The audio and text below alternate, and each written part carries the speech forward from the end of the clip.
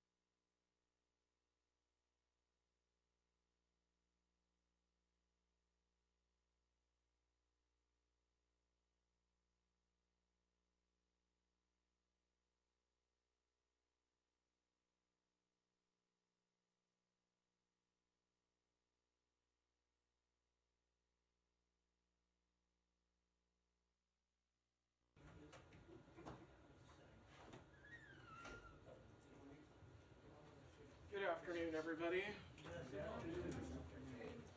That was like very in unison. Good job, guys. I don't have anything off the top, so Ellen, like to kick us off? Hi, Vidant.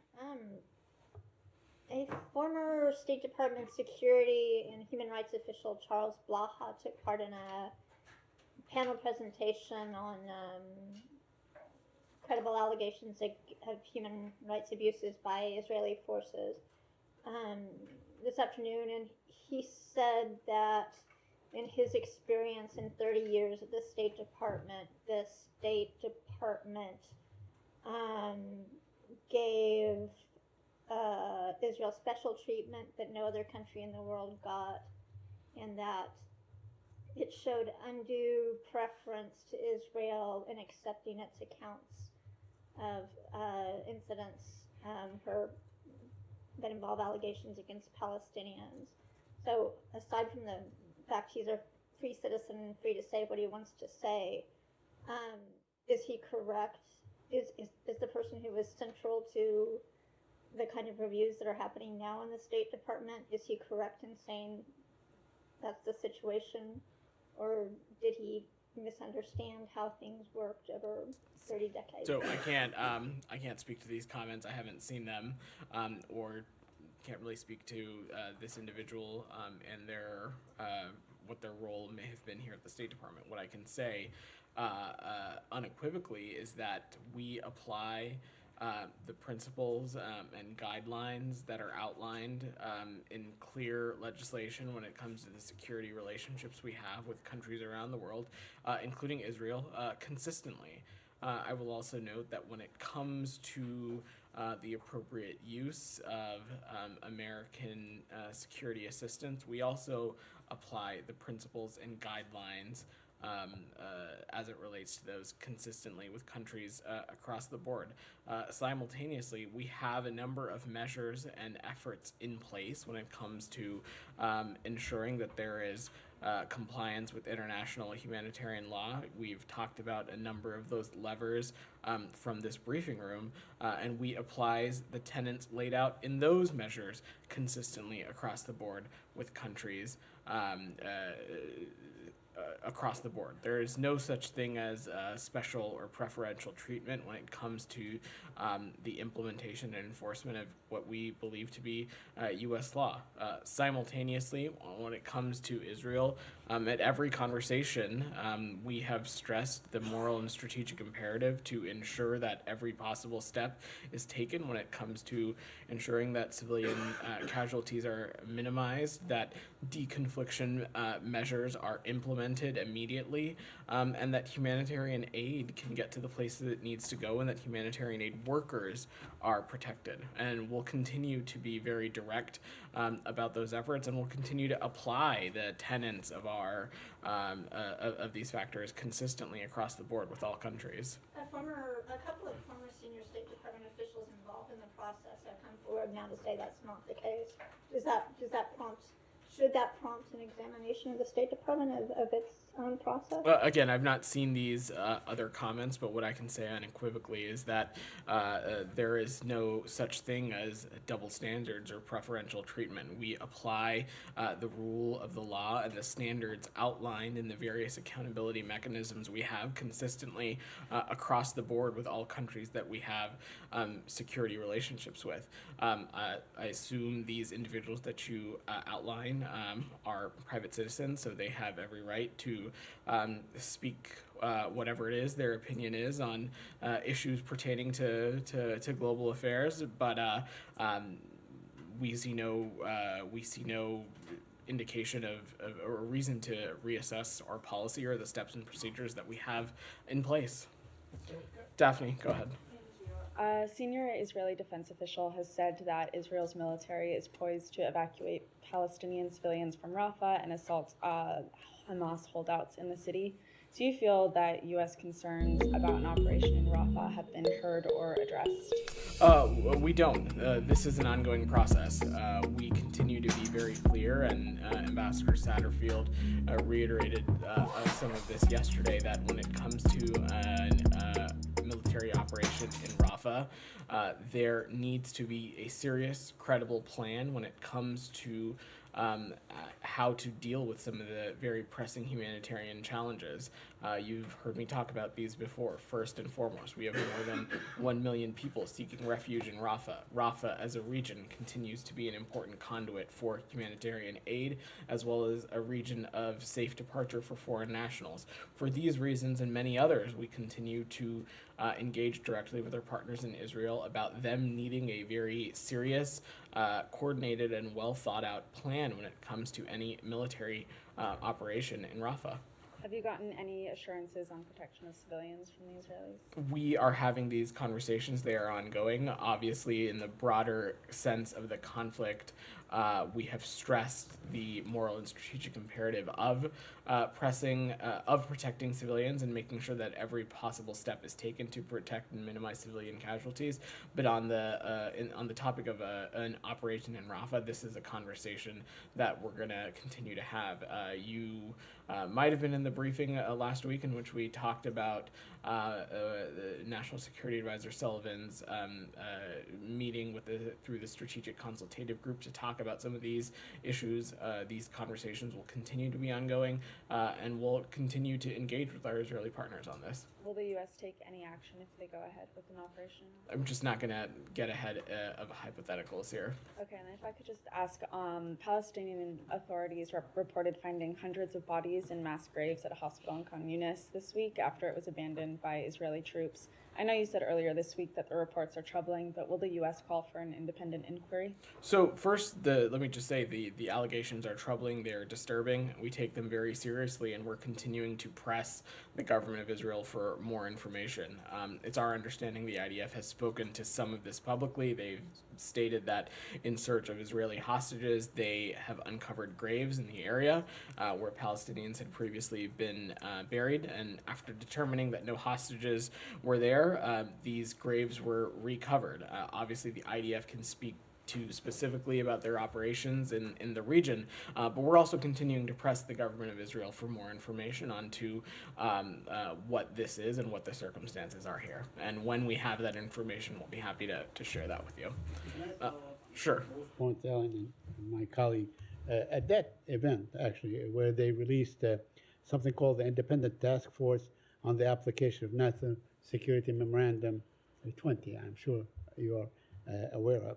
Now, these two former officials from the State Department, they were, of course, they're private citizens, but they were speaking officially of their time spent in the State Department. So you are saying that there's never been at any time a special treatment of Israel in terms of dispensing aid, military aid, or otherwise, or even political aid. Said, what I'm saying is that when it comes to the security relationships that we have with countries around the world, whether it be Israel, whether it be any other country where we have a robust security relationship, the applications and standards of the laws that guide that security relationship, including the laws and procedures that guide accountability measures that are in place within our system to ensure that human rights are not being violated, to ensure that American assistance is being used properly. The laws and guidelines and standards of those are applied consistently across the board. There is no double standards and there is no special treatment, regardless of country. There's absolutely no special treatment of Israel at any given point in the past 50 years, whatever. Said, I can only speak to this administration and the work that is ongoing here. I think we always don't like turning these press briefings into history lessons. Right, okay. I'm not here to speak about about 50 years. What I can say is that since the onset of this administration and our long-standing security relationship with Israel, this has been the case. Yeah, I'm not interested in relitigating history either. I just wanted to ask you, now the report they're talking about, or the memo they're talking about, was issued back on February 8th. I believe there's another one coming up soon in May. Can you tell us what it will do and will not do? Said, I'm going to not get ahead of the process here. You saw around in March us speak to this first benchmark, which was receiving these letters from the various ministers and government officials who we have security relationships with. But beyond that, there is, of course, an additional component around the May 8th date, and so I'm just not going to get ahead of that process. Yeah, two more points. On the Patrick Leahy law, now we understand that it is obligatory, right? It is obligatory that whatever arms sent to any one of your security partners and so on would abide by what is stated, what is dictated by the Leahy law. It is a law. So can you share with us the mechanism that you apply in enforcing that law? So, Saeed, without getting technical, let me just be clear. Of course, we take our obligations to the Leahy law incredibly seriously. It is another example of a tool that we have at our disposal that we continue to apply consistently across the board when it comes to countries in which we have security relationships. A determination on a Leahy law violation would essentially mean that we would have been found gross violations of human rights, and then particular components under a particular country where we have a security relationship, those specific components would be ineligible for U.S. assistance. But again, that is talking about in a broad term, and I'm not going to get more specific than that. Okay, and lastly, on the mass grave. Now, an Israeli spokeswoman for the Israeli army basically dismissed the whole thing, dismissed the charge. Now, you're saying you find it troubling and you asked the Israeli government for a clarification. Do you expect them to come back to you with these clarifications? Do you have a time frame? I don't have a time frame for you, and we do expect them to provide us with more information. But considering that this is just happening and it has a certain level of urgency, I mean, considering that the UN is asking for an independent investigation and so on, do you say that we need a response within this period of time? We are stressing the urgency of not just this incident, but other incidents in which we continue to press our partners in Israel for more information and more details about the circumstances surrounding it. We don't always read those conversations out. Sometimes they are private, but our partners in Israel are ones in which we engage with regularly around the clock at varying levels, and we'll continue to do so.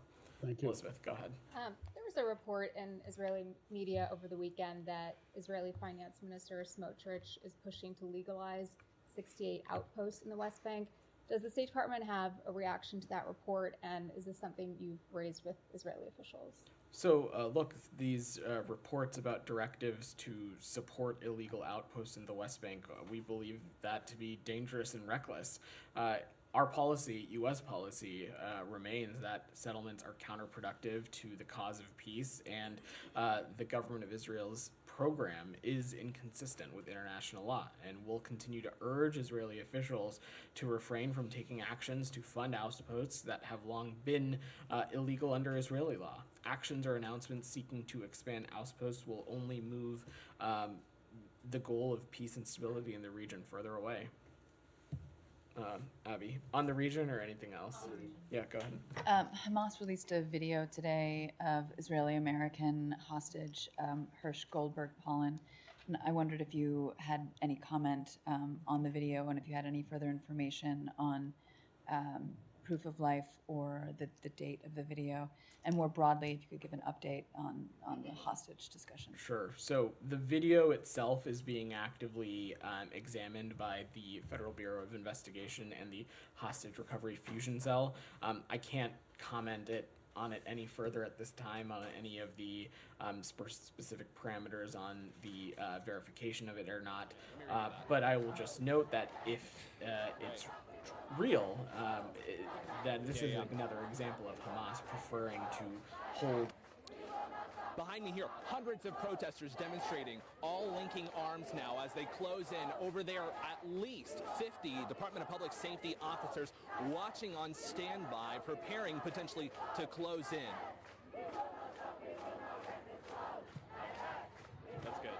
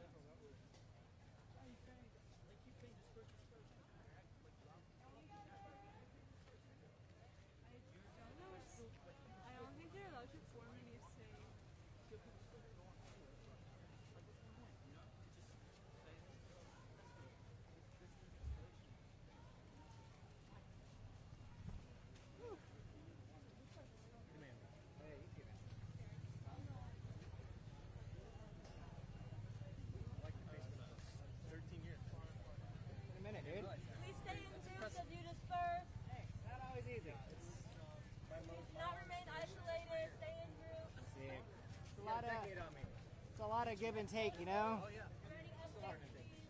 Same here, man. We still be fighting, you know? Let's hug. Under control? We probably shouldn't stand next to the people who are about to go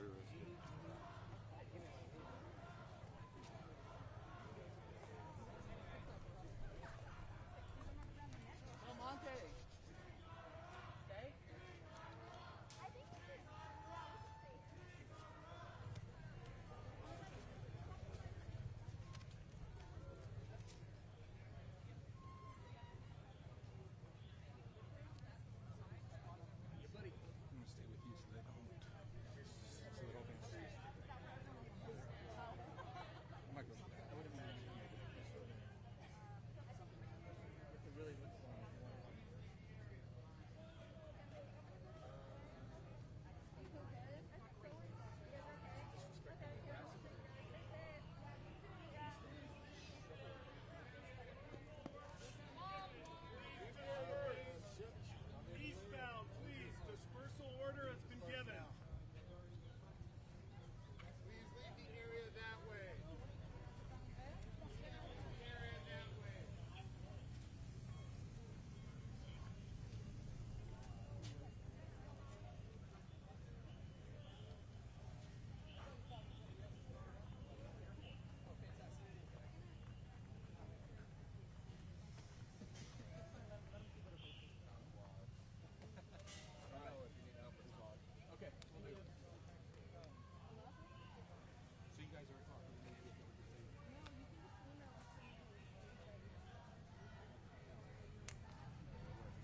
Good luck with that.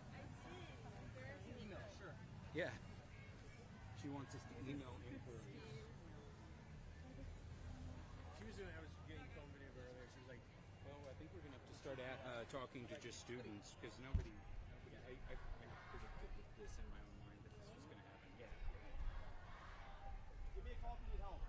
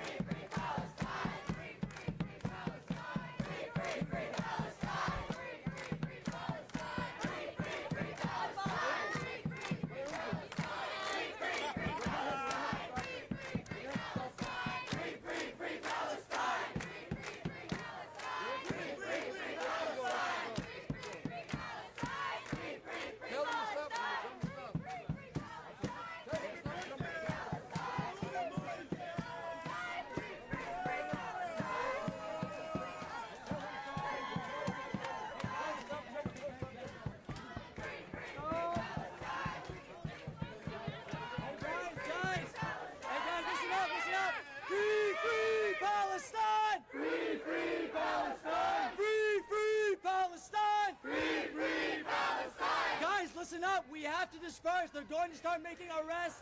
We have to disperse. We thank you all for your energy. We want you to stay tuned.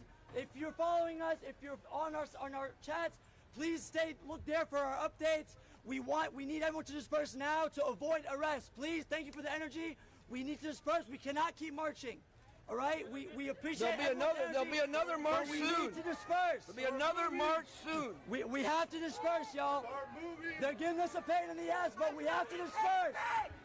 If you could advise the units on the events channel, the main building is still open on the ground floor. Do they want it to be completely locked down? Keep the protest in your heart. Keep the protest in your heart. Individually, though.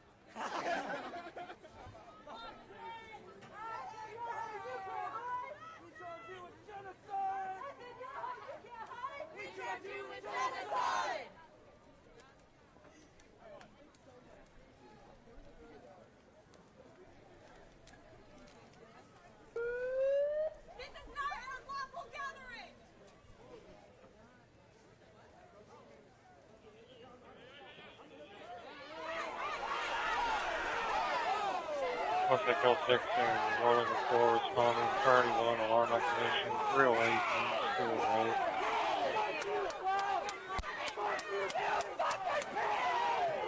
Unit 1 Baker 42, clearing route to suspicious person 12517 Brahman Drive in Baker 40. Yes, responding, 3 for a residential arrest alarm. Also fires responding, fire alarm. Caller stating there's a subject trying to break into homes. Vehicle is a silver Hyundai. This was transferred from APD. The caller is not on scene. The subject tried to open the caller's front door. We're still getting further.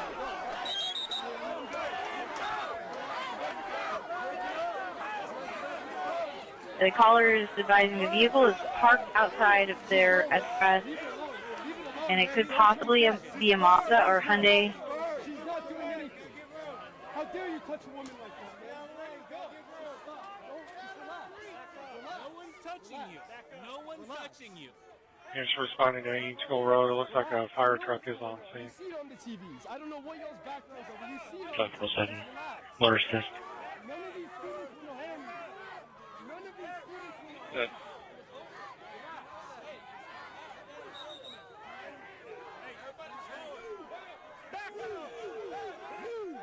you. Hill Alden 45. On Robert William Victor 4893. Silver and color BMW.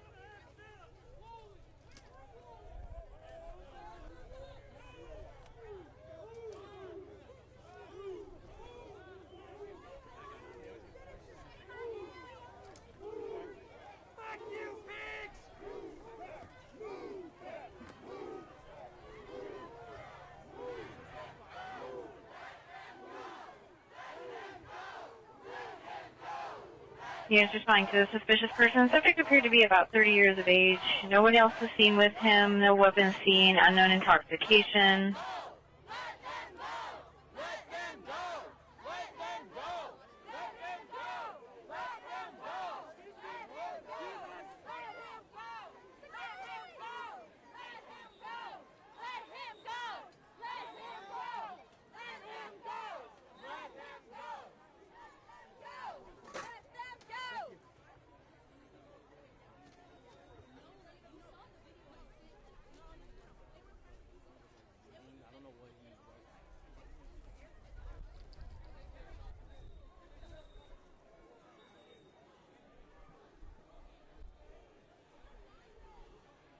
I wonder if they am code 4.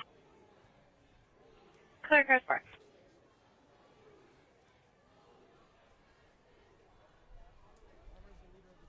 He was trying to get everybody to get the sticks. They wanted you out of the center.